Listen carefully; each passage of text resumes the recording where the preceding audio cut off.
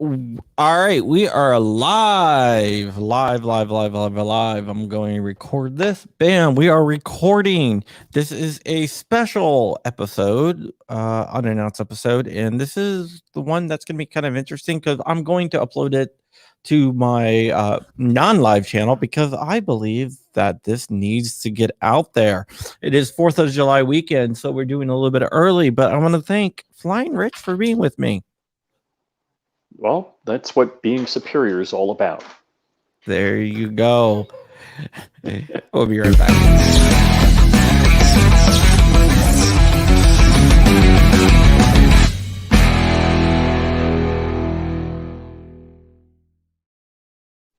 And also, let's roll the intro for Tusk. Tusk is a awesome cryptocurrency project. Proudly sponsored by TUSC, the only cryptocurrency designed with the firearms market in mind, with 3-second processing times. It's the fastest cryptocurrency on the planet. With lower transaction fees than traditional credit cards. It's perfect for your e-commerce needs. For gun guys, by gun guys. Visit TUSC.network for more information and join the digital revolution.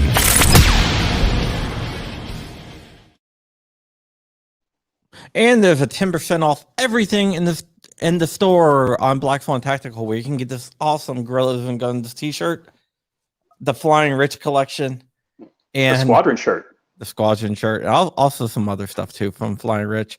2A EDU stuff and everything else.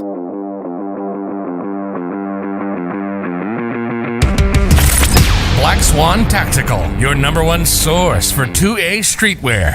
With shirts, mugs, hats, patches, flags, and more. There's always something to help you rep the 2A community. All proceeds go back into our projects. Viewers and listeners can take an additional 10% off with code CRUMPY. Unapologetically pro-gun, pro-liberty, and pro-freedom gear for the front lines of the culture war.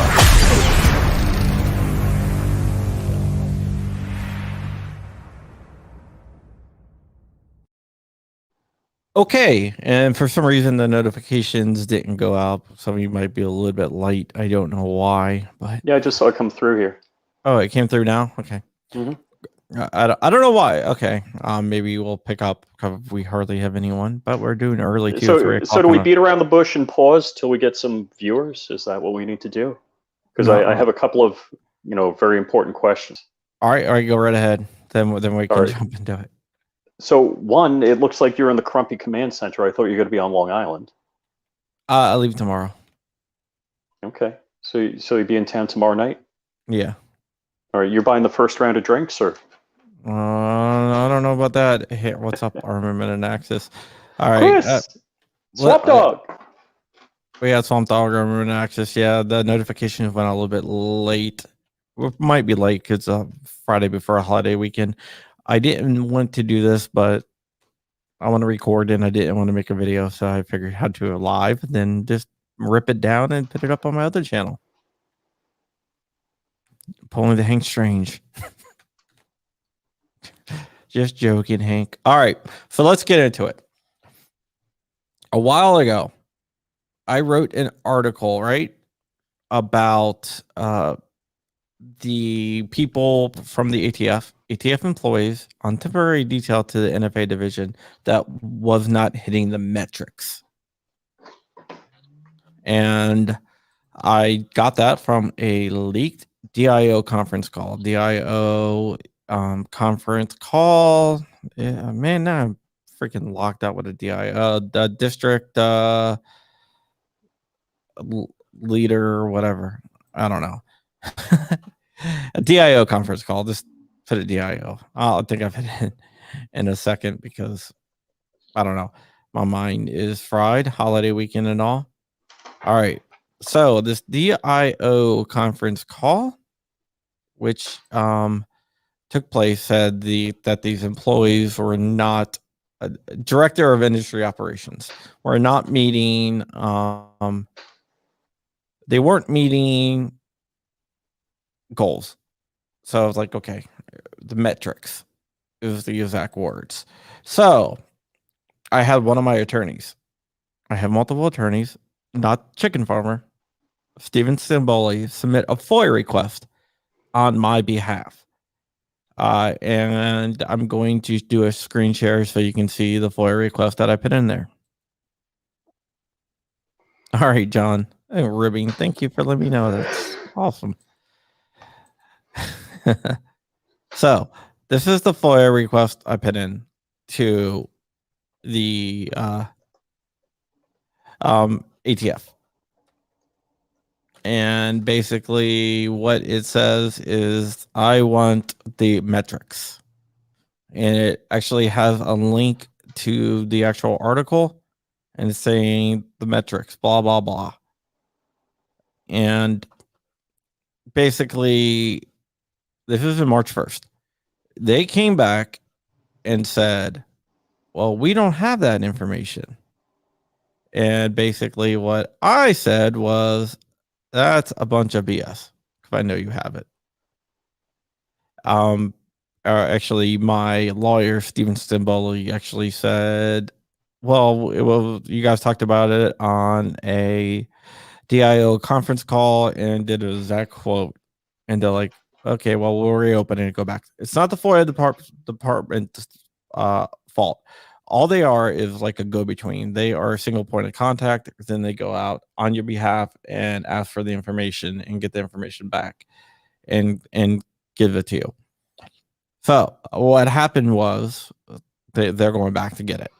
At the same time, my other attorney, Robert Olson, Chicken Farmer, sent a FOIA request for the specific DIO conference call that I knew about. And I guess the ATF didn't know that Rob and I are connected or that, he's one of my other attorneys. I have multiple attorneys. That's why you all should be giving me super chats. Because this crap ain't cheap. But they responded to him with the actual DIO notes. All right. Wow. So they said they didn't have it. So, all right, we had the DIO notes. So now we have proof that they have it, right? Well, not exactly. I'm going to show you what they gave me. And then I'm going to show you the smoking gun. So hang in there with me, guys. This is going to be fun. All right. So this is what they gave me back here. Just blow this up here. I'm going to make this bigger. All right. Yeah, that looks better. Okay, so basically they gave the notes. Okay, and these are exemptions. B6, B6, B6. And I'll show you what all this stuff means, right? B6. Now here's the big thing. Right here, I'll be calling some of you this week regarding people assigned to the NFA detail. All this is redacted. And it's marked B7E. All right. What is B7E? Let's scroll up here. It's going to tell us what B7E is. B7E is right here. Would disclose techniques and procedures for law enforcement investigations and prosecutions, or would disclose guidelines for law enforcement investigations and prosecutions if such disclosure was reasonably expected to risk circumvention of the law. All right, so they're saying, hey, this is law enforcement investigations or procedures, or it will help people get around the law. So I wonder what that is there. Huh. All right, let's go ahead and let's remove this one. And let me show you what else I have here. Now this is where it's going to get really fun, right? Super chats are appreciated, by the way. But whatever. Oh my goodness. Do you know what this is? The unredacted version? The unredacted version. Don't worry, I'm in access. I'm reading it all. Okay. So basically, that one section was redacted because it involved law enforcement investigations and techniques. You wouldn't be telling me they lied about that or bent the truth, fabricated? All right. Pants on fire? NFA division does not fall under law enforcement, so they can't use that exemption whatsoever. It's on the industry side because all they do is deal with transfer, tax stamps and stuff like that. And the metrics that we're asking was, how many applications is this employee expected to process a day or whatnot? And that's what we're trying to get. So let's go ahead and scroll down here and let's find out what this actually said. I gotta find it really quick here. This is kind of funny, right? I will be calling some of you this week regarding people assigned to the NFA detail. The NFA detail metrics are being tracked and some people are not meeting the expectations. But guess what they just told me a minute ago? They didn't have metrics. Right? Yes. The NFA division chief is having a call with the NFA detailees. They were on detail because they were worried about getting COVID, being out in the field, to ensure they understand the expectations and what they should be doing. And they should only be doing detail work and that their metrics are being tracked. What metrics? As well as the NFA employees. Wow. All right. So one thing, they have metrics right there. Right here, it's definitely saying that they have metrics. I'll scroll in so everyone else can see this. See if I could get a better. So yes, they have metrics. So one, they lied to me about that. So, all right. They lied to me about one thing, right? But here's the bigger thing. They used a law enforcement exemption for law enforcement investigations and prosecutions to cover up their lie. Because they didn't want this out there because they lied and now they got caught and they try to lie to cover up their lie.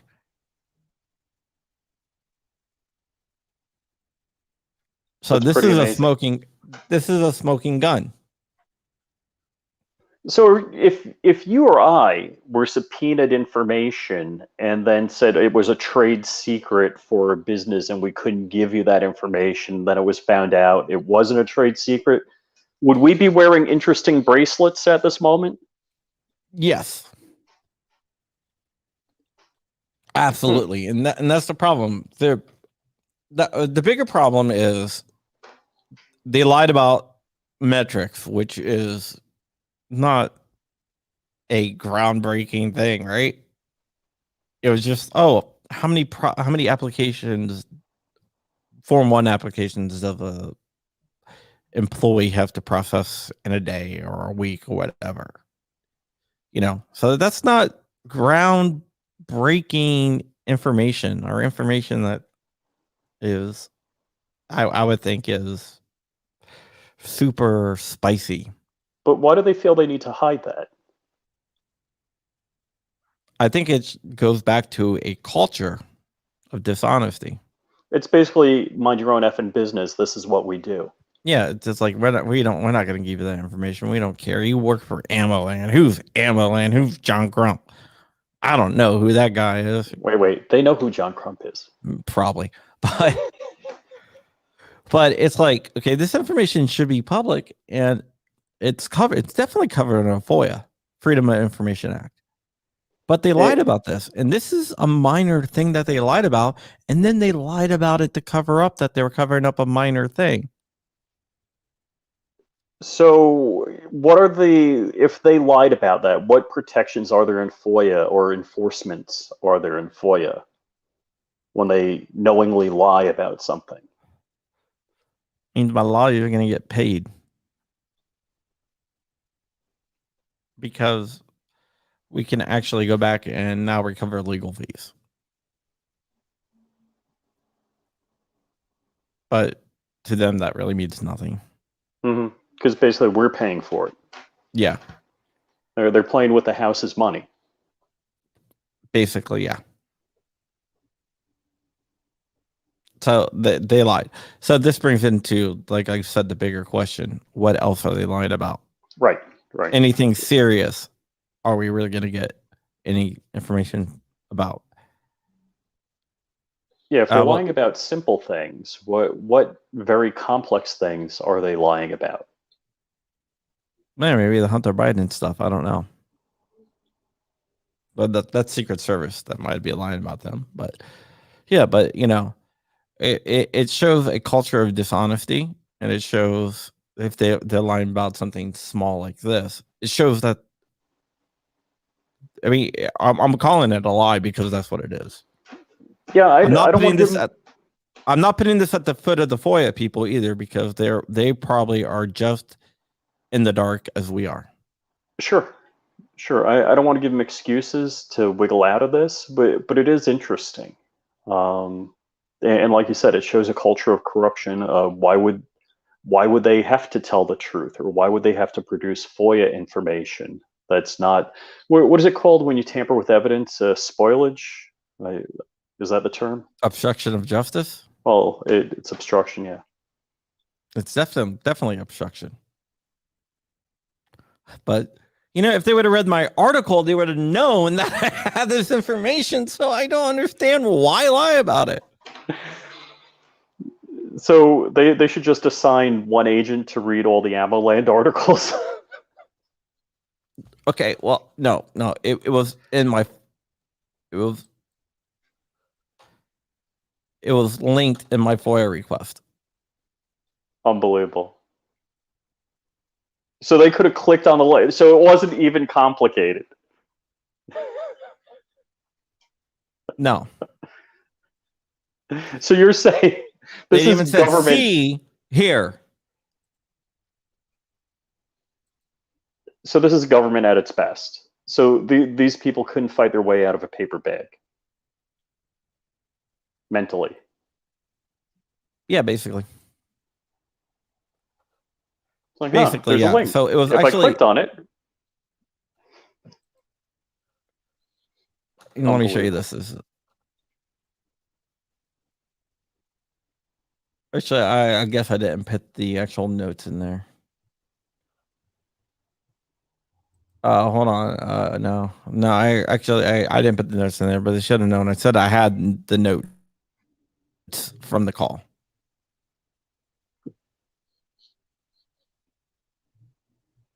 Unbelievable. And so I just thought that was kind of interesting. Why wouldn't Biden want Chipman head of the AFT? Yeah. I mean, if he's claiming, people were shooting down helicopters with 50 cals.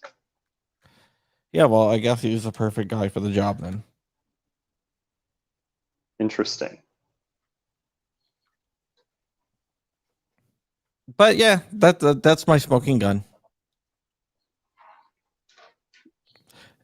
Armor and Axis says he learned a long time ago never to trust the government. And examples like this is why people don't trust the government. Come on. Wolverine. Yeah. Chris Shoemake with the $10 super chat. Thank you so much, buddy. I really appreciate it. Happy 4th of July to you. Super chats are never required, but always nice to get. It helps me do stuff like get lawyers. Stevenson believes one hell of a lawyer. Him and Rob Olson. The thing I like about those two guys is they're both true believers in the Second Amendment calls. Amen. That's fantastic. Yeah, I'll introduce my third lawyer soon. But yeah, so it shows a culture of corruption and a culture of lying. And with the 4th of July coming up, we have to take back this country from this. Well, the 4th of July is celebrating the taking of our country or our land back from a tyrannical government. Mm-hmm. Exactly, and that's what we need to do, really. Does that get me qualified to get that warning of subversive thought from Facebook now? Did I qualify? No, I mean I'm sad I didn't get that, and they actually kicked me off before for being a subversive person, so they canned my old account because I was a dangerous person. I mean, people at Facebook. Can I submit an application to be labeled that way? Dude, when they canned my old account, I had people that are diametrically opposed to everything I stand for go to bat for me, and they were basically told to get the F out. Wow. No, we're not letting it back on. He exposed our underbelly. That's when I busted the French from the French that were interfering with the Facebook stuff. But that's it, right? Mm-hmm. Mm-hmm. Happy 4th of July, guys. Your government is lying to you. Yes. What do we do? Why would we expect any different? No. What is the politically correct way to overthrow the government when it's completely out of line these days? And the answer is there is no politically correct way to do it. You just do it. Well, I obviously an unarmed group going into the Capitol would be not the right way to do it. Yeah, that's the government almost got overthrown by a Viking shaman. And grandma. I don't think it'd be that hard. And grandma, so I don't think it'd be that hard. An unarmed Viking shaman was sitting at the seat of the Capitol. Yeah. I'm a little confused. An unarmed group of people almost overthrew the government. AR-15s are a weapon of war, but you can't use an AR-15 to overthrow the government because they have nukes and F-15s. I need some clarity. Well, I would like to let Biden know, if you poll those people, we have the F-15s and nukes. Actually poll the people who actually run that stuff. They're on our side, buddy. So there you go. But yeah, I mean, it's ridiculous. It's showing a tyrannical government doing tyrannical things. Indeed. Now, how do we fix it is the question.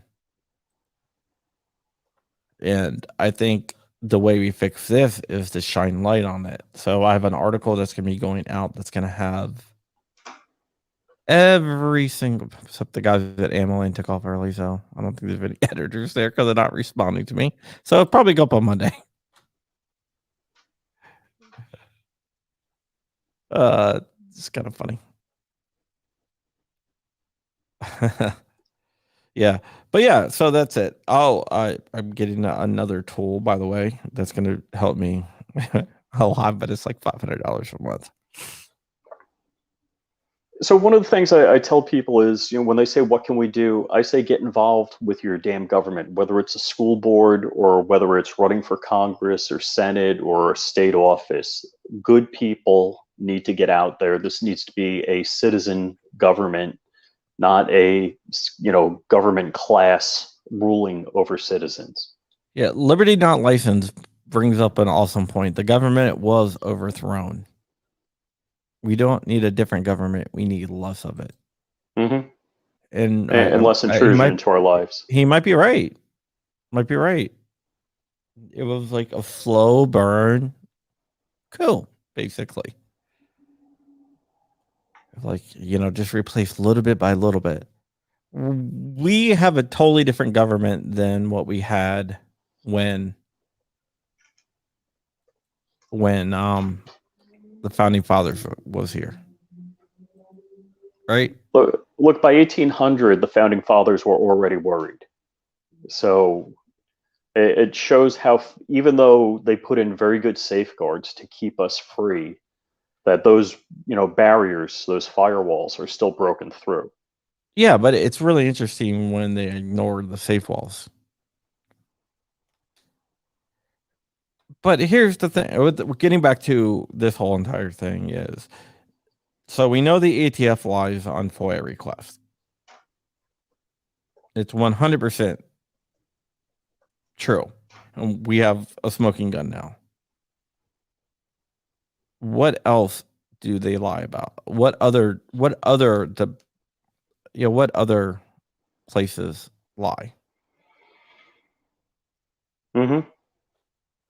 Oh, I'm sure of it. Every time I see something heavily redacted, I'm sure there's, they're just making up reasons. They're just selecting. It's like, all right, I used this reason 2-3 times. I got to use another reason. Yeah. That's all I have. I know you have to get out of there. I'm going to cut this down for my news channel, but if anybody else wants to join in, and I'll just like roll on, I'll just discuss other things going on. I actually threw the link out and the link to the StreamYard out in the description. And if no one else joins, we'll just end it. It's Open Line Friday to anybody that wants to join. So I'm going to give my outro. I'm Flying Rich. You can see me at flyingrich.com, and my social media links are there. So specifically YouTube. So it's youtube.com/flyingrich, and Instagram, Flying Rich Official. And with that, John, hope to see you tomorrow, and enjoy the 4th, everyone. Enjoy, Independence Day. It's not the 4th, it's Independence Day. And enjoy the Northern Command Center, and I will be in my northern bunker shortly. All righty, guys. Peace out. All right, bye, Rich. And there goes Flying Rich.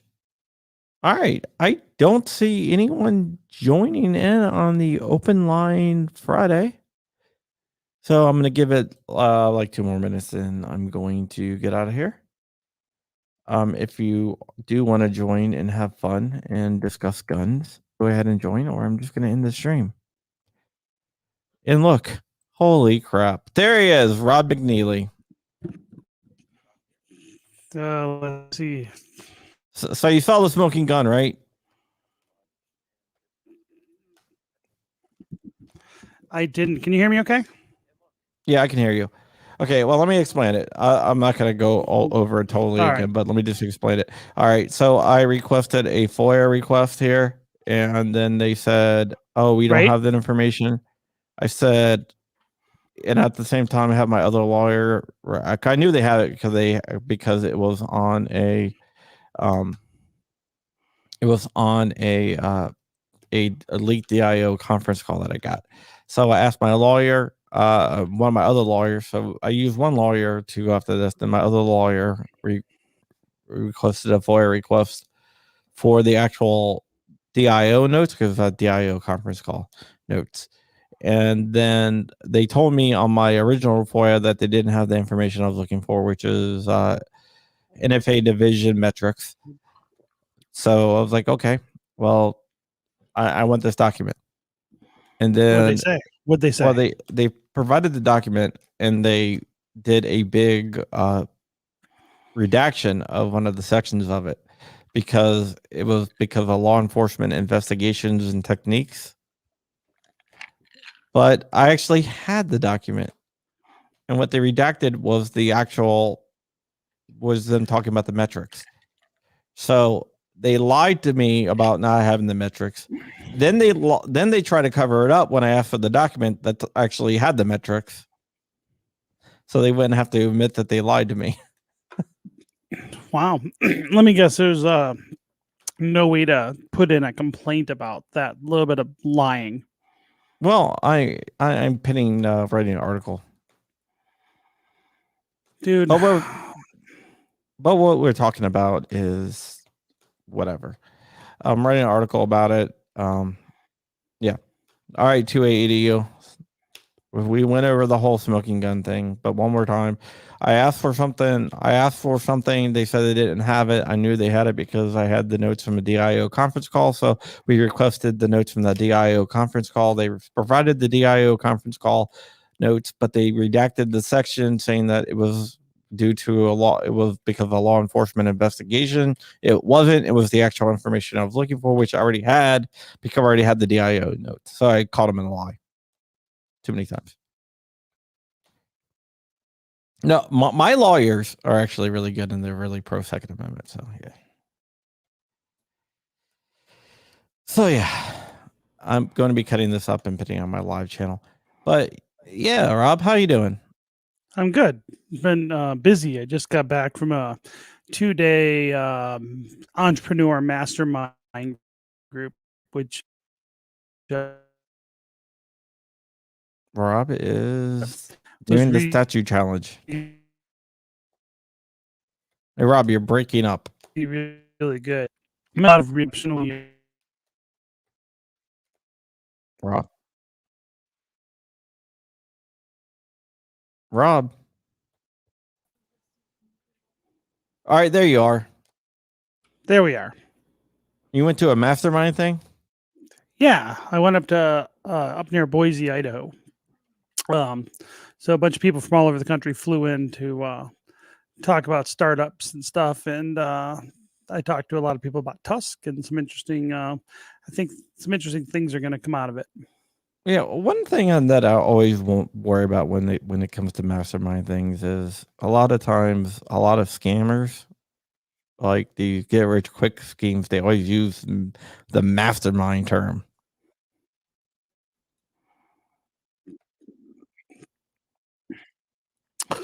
Well, this specific group was being organized by people I already knew. Yeah, no, I mean, I'm not saying all things mastermind. It's just every time I see mastermind, it kind of like worries me. Yeah, well, you never know, right? It could always be like some MLM thing. Yeah, but usually it isn't. No, there was right. No, this one, there was actually like a billionaire in the audience that I connected with, and a bunch of pro sports people, NFL players, and a bunch of high end kind of big deal dogs. A lot of big dogs. I was a little dog in that room for sure, physically and economically, compared to a lot of these guys. There's some very, very successful people. So, but I like being around people like that, just because they're just tend to be very smart. So I just like being around smart people. All right, I got to do a recap.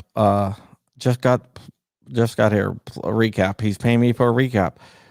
I requested information dealing with metrics for the NFA division because I know they existed.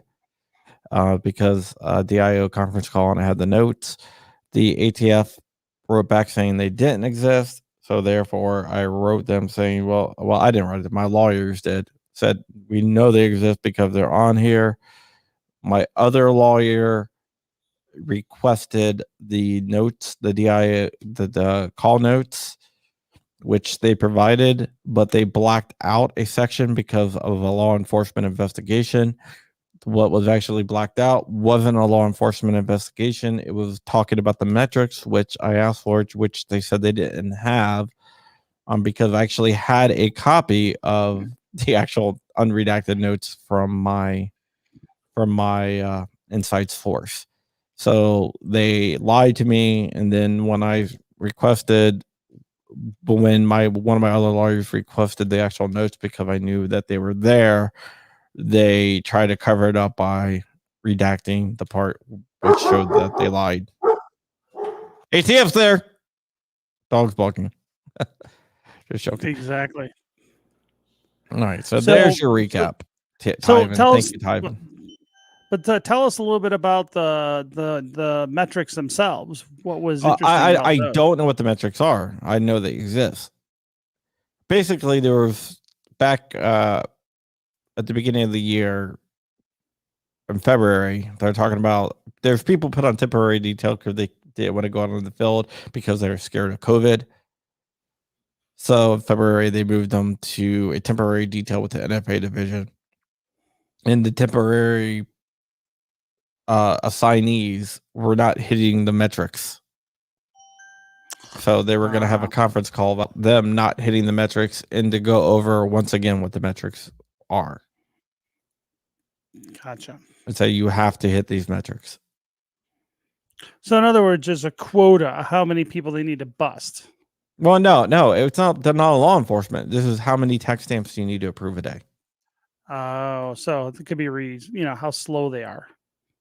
Yeah, it's not law enforcement, but they used a law enforcement exemption, which cannot apply to the injury side. It only applies to stuff that affects the law enforcement side. So this sounds like a criminal act. Yeah, but they said, "Hey, we're investigating something, so we can't tell you about it." No, but them lying about it could be a criminal act because they're violating their own procedures and policies, right? Yeah, but the only thing that we can get out of it is probably legal fees or something. So it's not really a incentive for them not to lie. That's kind of a problem.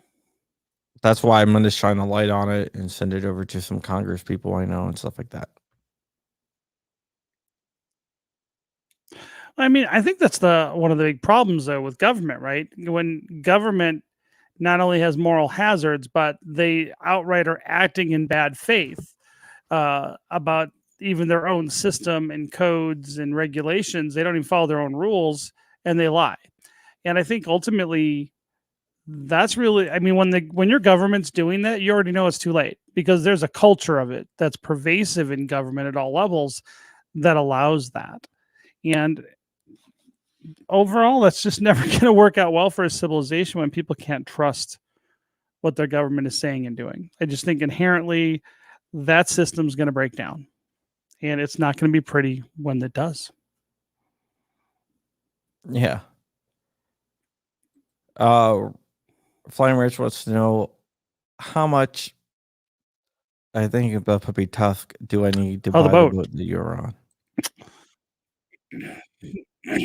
I don't know. Whatever. I think the guy said the boat was about 50,000. So it was just probably a little 20-footer or something. But it was about a $50,000 boat that I was on.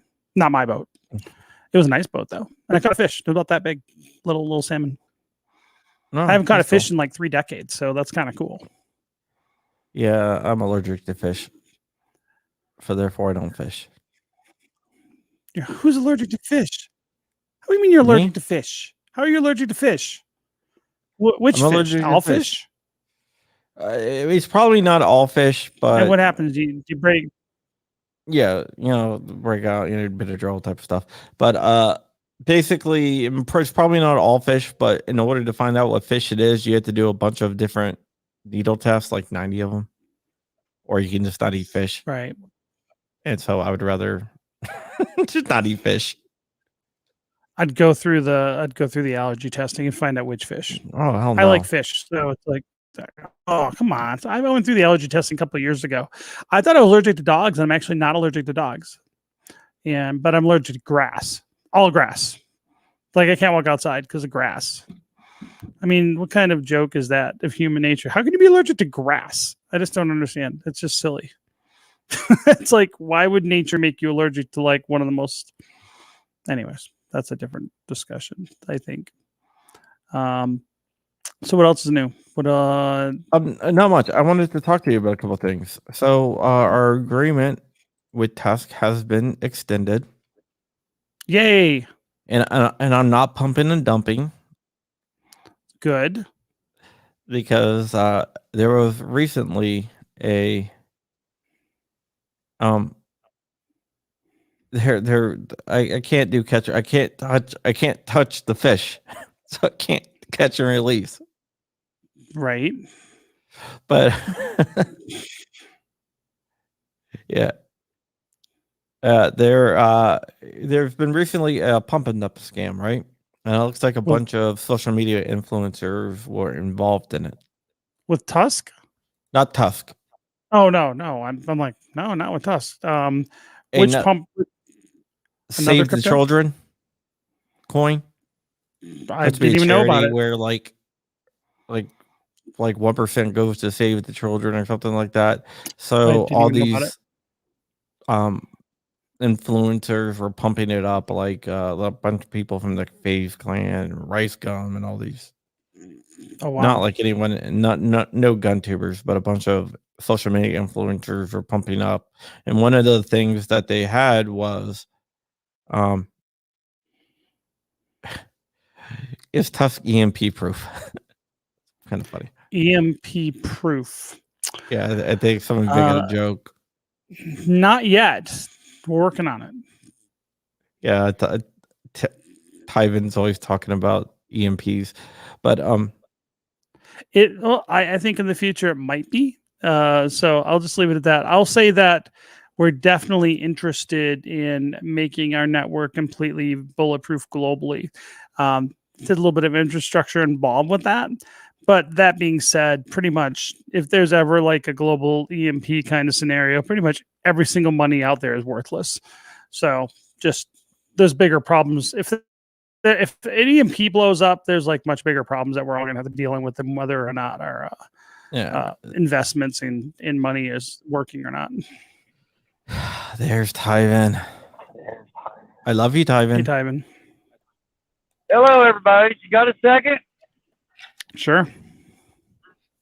I would just like to thank everybody that's getting ready to enjoy Independence Day and exercising their constitutional right to bear explosives. Please be careful when using fireworks with children and yourself. So when you go to work Tuesday or Monday, if you have Monday off as a holiday, you have all your fingers and you're at work. If I blow off my fingers, can I not go to work? Because that might be willing to trade that. The one exemption of that is LAPD, apparently. No, I don't get that joke. Oh, I'm getting real bad robots. Hope that's not me. Robots. Did you not see there it goes. 5,000 pounds? All right, yeah, it's kind of robotic there. Hey, I want to thank you for the live stream, sir. And if everybody's watching, please make sure you share it out to your friends and your family and your social media and your Facebook. Please get involved. John works hard for what he does and helping everybody and doesn't really ask for things in return. So please share. That's all I can ask. Thank you, Tyvan. All right. I'm going to let you go, sir. I just want to jump in and say thank you, sir. I appreciate everything you're doing. All right. Thank you. All right, guys. Join the GOA. See ya. Yeah. Oh, yeah. Thank you, Tyvan. Everyone join GOA. And now I know. Yeah, you're right. LAPD accidentally blew up 5. And I was talking to my friend was out there. Like he happened to just be driving by like when this happened. And my friend's really smart and knows a lot about science and things like that. And we were talking a little bit and we know how this went down, right? These guys, and by the way, that was like not just a little truck with a trailer like the usual. This is a full dedicated explosive ordnance semi. It was brand new. So understand what you're dealing with out there. So they got about $500,000 shiny new truck for this. And then so these cops are like, shaking down people for their fireworks. And the conversation probably went like this. Hey, dude, man, that's a really cool truck. I don't want to have to make 10 trips, man. Why don't we just fill it up? I think you could handle it. It's brand new. Look how shiny this is. And they packed the thing full of $5,000 or 5,000 pounds worth of fireworks. It blew it up and it blew up the entire vehicle. And I'm like, it just went down like a hold my beer kind of scenario. Oh yeah. I can almost guarantee it. But okay, let's get back to this pump and dump. A pump and dump, for what people don't know, is when they pump up of cryptocurrency just to dump it. Right. So Save the Children, all these social media influencers are saying, "Oh, this coin's going to go live. Everyone needs to buy it." Blah blah blah. One of the selling points was there was an anti-whale feature, which means you can only sell 20% of the crypto, the Save the Children coin, a day in a 24-hour period. Right. So right before it went live, like minutes before it went live, the coding was changed to change that from 1 day to 1 minute. So the second it went live and everyone started buying it, all these social media influencers sold it. And then it crashed and went to zero. And now it's like dead. It lasted less than 24 hours. How big did it get? Like $34 million. Dude, people are just such jerks. I mean, ultimately, it's just fraud, and it's just, I don't know. It bothers me. But how do they already get tracked on CoinMarketCap? Was what I don't understand. You know how hard it is to get tracked on some of these trackers, and they're already there. So yeah, so I'm just looking at. Oh no, they're wow, they were actually pretty big. Probably more. What were they at? Let's see. Well, let's see right now. Let's see. They were let's see right now their market cap is about a little over 1.3 million. And where was it? But their volume was crazy. Yeah, because they had all these people pumping it up. So yeah, so the beginning of the month their volume was up to like over like it was pretty interesting. So yeah, the volume right now is like a couple thousand. Their volume a couple weeks ago was $500,000. Yeah, it was insane.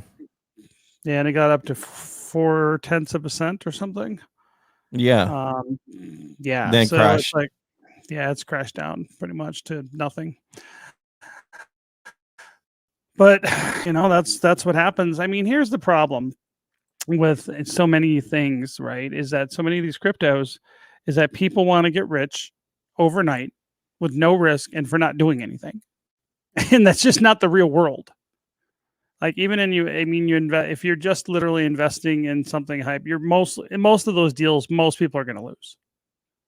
I mean, there'll be a handful of, scammers or what have you that'll make money in that. But in most of the situations, pretty much most people are going to lose. And you just got to go into it knowing that. Yeah. The market cap was 526 is height. And now the market cap is 0. Well, the market cap's, let's see, I'm looking at CoinMarketCap right now, and it looks like the market cap right now is approximately 1.3 million. So I know it was like 6 or 10 million or something before. Yeah. Looks like so. Yeah. So it's mostly going to nothing right now, which is unfortunate because but here's the thing: like lots of people lost money. Oh yeah. Whoever they are, there's a bunch of people right now that lost a bunch of money. And here's the difference between with Tusk, we don't sit there and tell people buy Tusk, it's going to be worth this amount. We don't give price predictions and high price. I never do that. There's two reasons why we don't as a project. One, a lot of that is technically illegal in the United States, and I'm doxxed.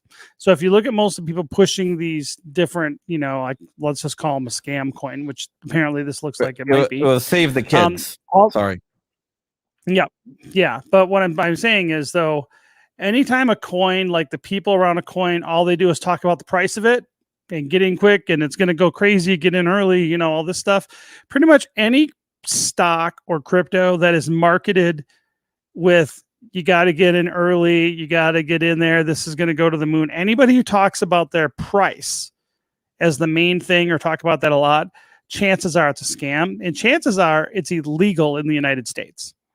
And most of the time, if a person is out in front and that's doing that, they're not going to be doxxed. They're going to be anonymous. And the reason why is because it's largely illegal. If you're in the United States and you're releasing a coin and then you're telling everybody and basically guaranteeing that there's going to be a rate of return or a price increase, that's kind of illegal under securities law, typically. Even if it's not technically illegal, if you're doing something in a weird way, the SEC is certainly going to be looking at you and frowning on that kind of marketing.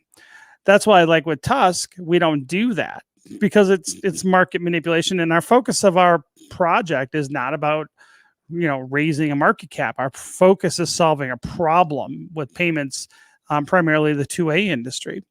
And we're focused on that. So we're going to focus on the mission. We're going to focus on our fundamentals. To me, price will always, if we're successful in solving that problem, the price will follow that.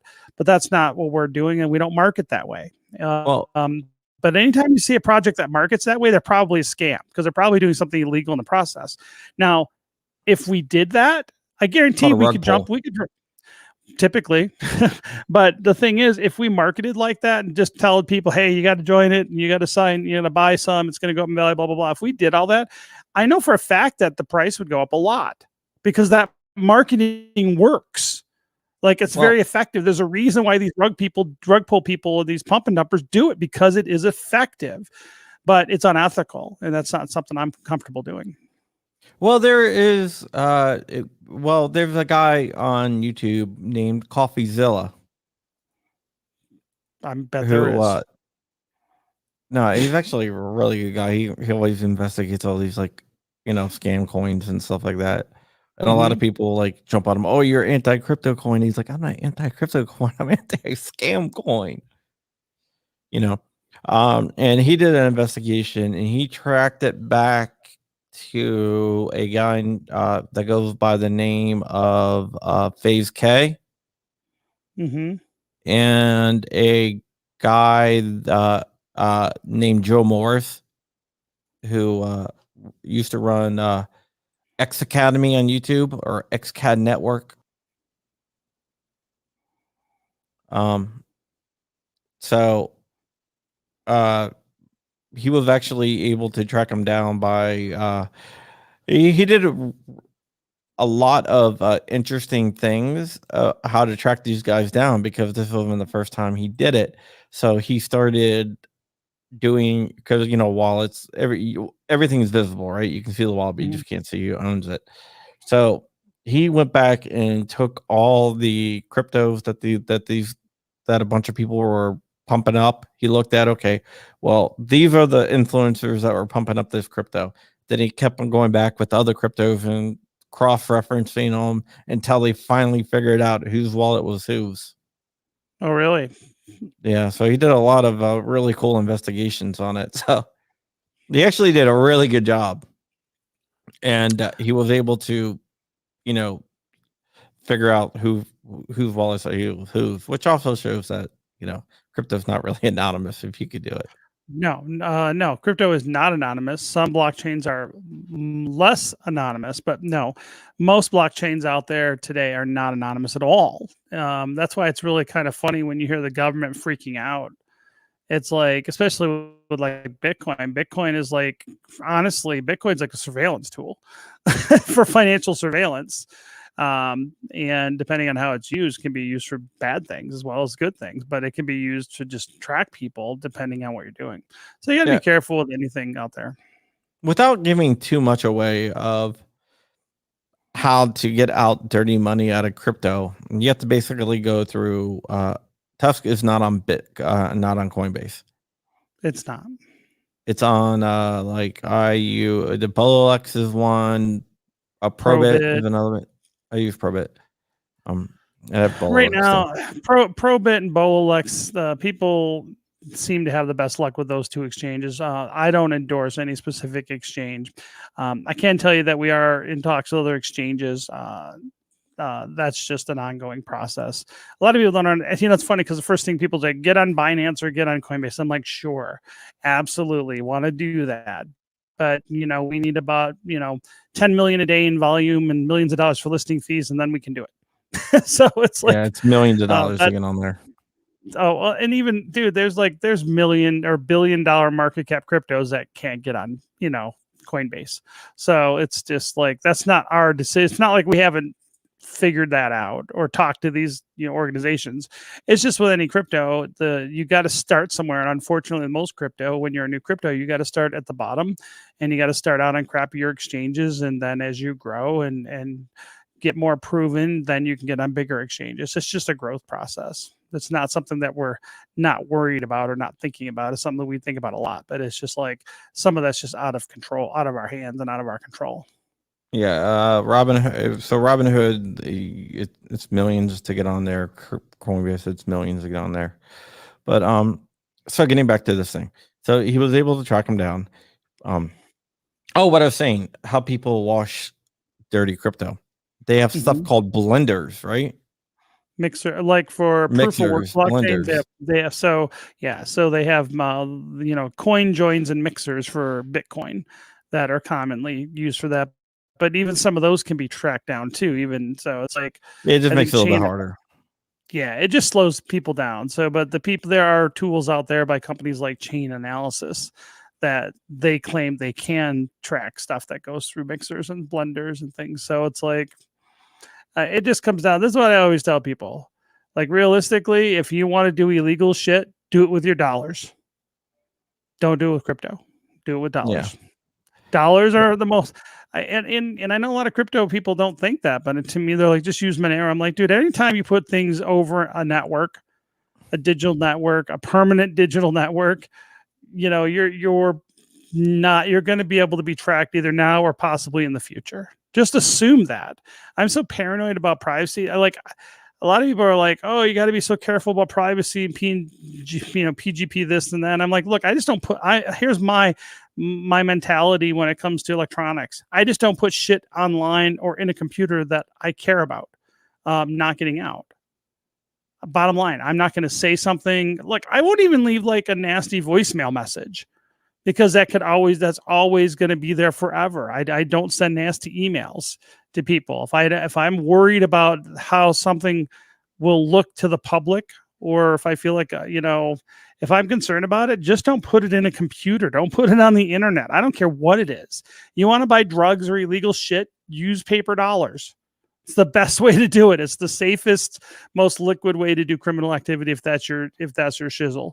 Don't use crypto thinking you're going to, that's a smart idea. I think it's a dumb idea. Dumb criminals do shit with crypto. Yeah. I just want to explain how a mixer works. Just a really quick, or a blender, or whatever you want to call it. Just really quick so people know. Basically, everyone, like a bunch of coins go in, and then you take coins out. So basically, you put in the dirty coins, and you take coins out that are not related to the coins. So it's basically like a form of money laundering, if really. Could be. Yeah. So I mean, yeah, it could be. That's what they're doing. The money laundering the coins. So the coins you stick in there and the coins you pull out are two different coins. Right. But I think ultimately like that, to me, I know enough that when it comes to technology, there's a lot that I don't know. I look at it like this. Encryption protocols can be violated and broken. And eventually the latest encryption technologies, computers in the future will be able to crack them. And there's like this race for encryption, even like, quantum computers and quantum resistant, protocols and algorithms are going to come out there. And I look at it like this. The people that are most likely to be able to break those encryption, algorithms are going to be people that have access to things like quantum computers in the first place. Well, those things are very uncommon and very expensive. So the people that are going to have access to those computers typically first are going to be government agencies, probably intelligence and defense agencies. And I think if they do break encryption, they're not going to tell you that they broke it. This is the thing people understand. It's not like the day the FBI or the CIA or the NSA decides that they've figured out how to break SHA-256 encryption. They're not going to make an announcement in the world that it's broken. They're going to they're just going to use it and wreak havoc and be sneaky and spy on people. So to me, I just come back to the standpoint that's just really simple. Say, if I'm worried about that information being used and getting out and not remaining private, I just don't put it out electronically. And that's just my general way of doing things. If there's things that I don't want there to ever, if there was a purchase that I don't want ever made public, I will pay cash for it. I mean, it's that simple, but people seem to forget this somehow, that if they just do something online or whatever, that they're always going to be anonymous. I'm like, it's not that hard to track most people down for most things. People leave footprints around and people get sloppy. And I think ultimately it's just if you feel bad about doing something, just don't do it online. Just don't. If you're worried about, you want to buy bad stuff, go do it in person, like a big boy. Not that I'm advocating for, illegal shit. Yeah, yeah. If you do illegal stuff, remember, I'm not the one who told you to do it. Yes, you are. But you do you, man. That's all I gotta say. Just don't violate anyone else's rights while doing your stuff. But this wasn't scheduled, and I got to go to a meeting. So yeah, I got to get out of here too. All right. Well, John, you have a really, really good Independence Day, and love you, brother. Thank you for everything you're doing. And folks, make sure you check out Tuss.network. All right. See ya later. See you later. Stay Bye. safe. All right. Bye. All right, guys. That is it for me as well. Remember, you can always support me on Patreon, so you can help me get more smoking guns, I guess you can say. Patreon.com/John Crump. 10% off everything at Black Swan Tactical this weekend. No code necessary. It's our 4th of July sale. So go ahead and hit that up. And yeah, support your local shipper. And with that, I'm out of here. See ya.